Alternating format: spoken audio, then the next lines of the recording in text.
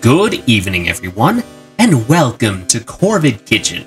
I am your head chef, Mr. Calvin Cawthorne, CEO of Corvid Communications Incorporated, and in no way certified as a chef in any way. But I get a lot of positive feedback from posting pictures of food I make in Discord, and that appears to be enough to become a chef on the internet, so I'm calling myself a chef. All jokes aside, let's talk a little bit about this segment. You see, back when I was a young man, I wanted to be a chef, and I realized that while I enjoyed cooking, I didn't really want to do it in a professional context. I also realized that I enjoy sharing what I make, partially because I'm rather proud of my cooking abilities, yeah, I know, toot my own horn, and because sharing good food is probably one of the world's best feelings. Unfortunately, due to the nature of the internet and the digital world, I cannot physically share the food I make with you in a literal way. So, I thought, why not add cooking videos to my recorded content, at least until I figure out how to do it live on stream, which I am very much trying to do. Trying to figure out the tech is a bit of a pain. Anyway, as far as how these are gonna go, I'm going to explain what we're making, where I got the recipe from, and post a link to it in the video description if you want to try it for yourself.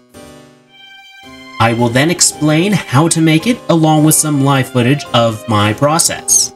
Then I will explain my thoughts on the recipe, improvements I could have done for my own method, and maybe even some other things I would add to maybe take the recipe a different direction. Without further ado, let's get cooking.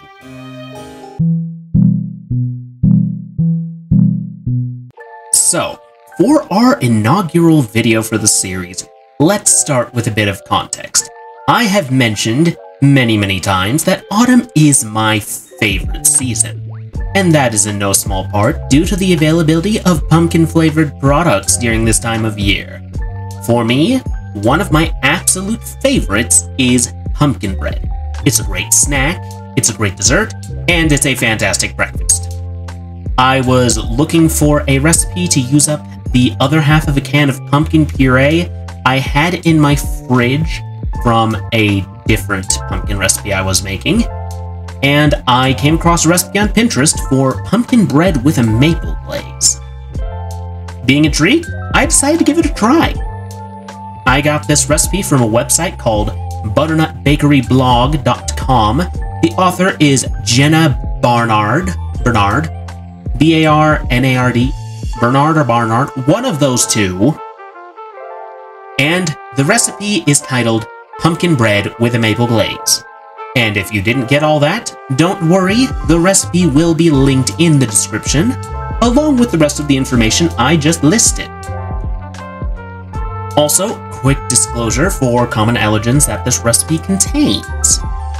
So, this recipe contains both wheat, milk, and eggs. So, if you're allergic to any of those, please find a suitable replacement if you do want to continue with the recipe. Also, please take any less common allergies you may have into a special account. Especially if you're using a pre-made spice blend, which we are in this particular recipe, you can't be completely sure what's in a pre-made spice blend, nor how much they use. So, for those of you with allergies, please do be mindful.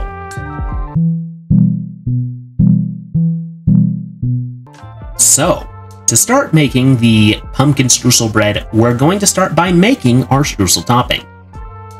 And for that, we're going to need a 1/4 cup melted butter, a 1/2 cup all-purpose flour, a 1/4 cup light brown sugar, which you should definitely pack in your measuring cup to ensure accurate measurement, 2 tablespoons granulated sugar, and a 1/2 teaspoon pumpkin pie spice.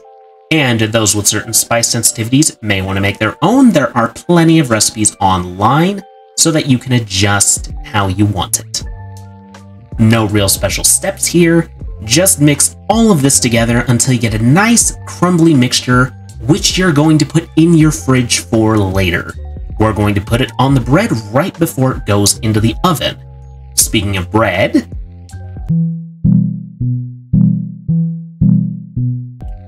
next we're putting that together.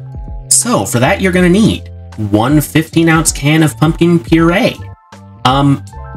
Just make sure you're getting pumpkin puree and not pumpkin pie filling. They have very similar cans and can be really easy to mix up unless you take the time to read the label before throwing it in your shopping cart. Also, for this video, I'm using the other half of a 30-ounce can that I opened when making pumpkin chorizo soup, which I made about a week before recording these bits.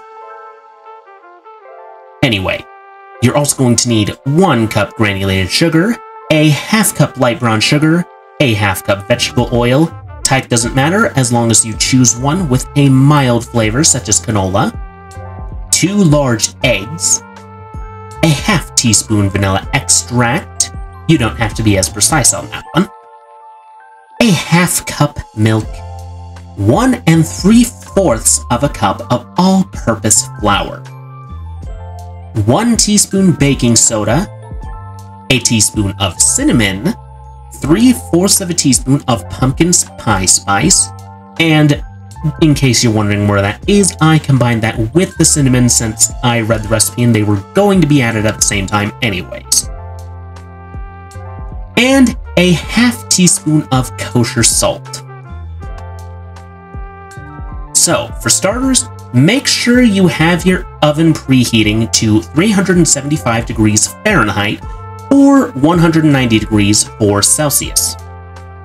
And then we're going to combine the quote-unquote dry ingredients, which is a term used very loosely in this recipe. This means combining the flour, baking soda, cinnamon, pumpkin pie spice, and salt, using a whisk preferably. This is to make sure that these powders are more or less evenly distributed together, that way you don't get some weird like pockets of salt or something once you're getting the batter all mixed together. And speaking of the rest of the ingredients, now we're combining the wet ingredients.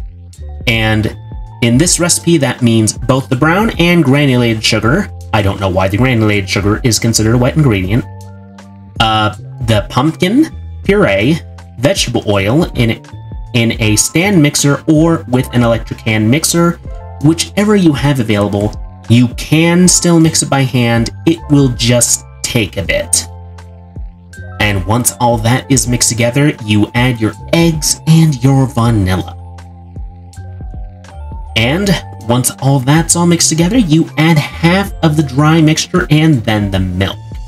Alright, once you've gotten all that mixed together, you're gonna want to scrape down your bowl just to make sure you don't have any stray flour or anything just clinging to the side of your bowl and not getting mixed. So once that's done, you're going to add the other half of the dry ingredients. Mix it all up, scrape down the bowl one more time. I usually also just give the mixture one last go just to make sure there aren't any dry spots of powder just sitting around on the edges of my bowl. I don't like that. It gets powder in the batter, and then there's weird spots in your food once it's done cooking. I don't like that. So, by now you should have a nice, thick orange batter that smells like fall. And I may or may not have tasted the batter. The batter is just as tasty as it sounds. Anyway, using a rubber spatula, you pour all this into a 9x5 loaf pan that you prepped earlier by spritzing it down with some olive oil. And you use the rubber spatula to get it as even in the pan as possible. That way you get a nice, even loaf. That way there's not one spot that's weirdly shorter than the rest. And then, right before we put it in the oven, we're going to take our streusel mixture out of the fridge and spread it all over the top of our bread.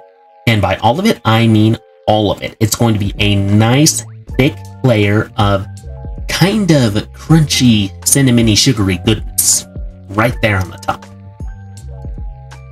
So, the recipe says break it all into uniform crumbs, but I think having a couple of big streusel clumps adds a little bit of texture to the bread, and it makes it look just a little bit more cozy coming out of the oven. I kind of like that little homemade touch. Anyway, With all that done, you're ready to stick the pan in your preheated oven and let it bake for 1 hour and 20 minutes. And with all that time, you could, say, catch up on some household chores, play a round of a video game, or you can make our glaze.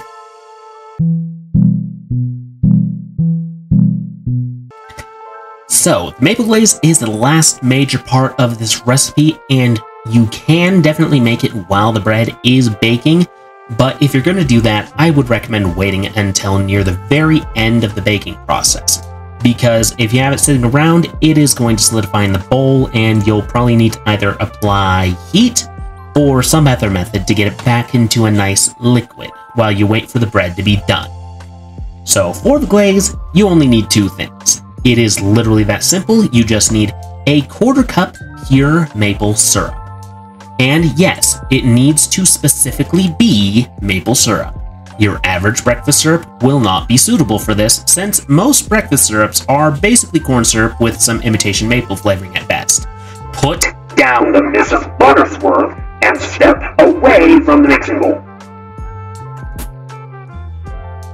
Anyway, other than that, you're going to need a 1/4 cup powdered sugar. And the reason why we're going to use powdered sugar is because it dissolves a little bit more easily than granulated sugar, and it doesn't usually clump like normal sugar does, which is why most frosting and glaze recipes will call for powder rather than granulated sugar. Just kind of something to keep in mind for any baking adventures you may be doing in the future. Anyway, just like with the streusel, all you need to do for this is mix the 2 of them together, and you can do that with a whisk. It still mixes pretty well either way. You don't even need an electric mixer. And you can drizzle it over the finished bread. Let it cool for a bit and then enjoy. One of the great things about a glaze rather than a frosting is that, unlike a frosting, a glaze isn't going to melt if you put it on something fresh from the oven. And even if it does, it just kind of helps it get in the little crevices more.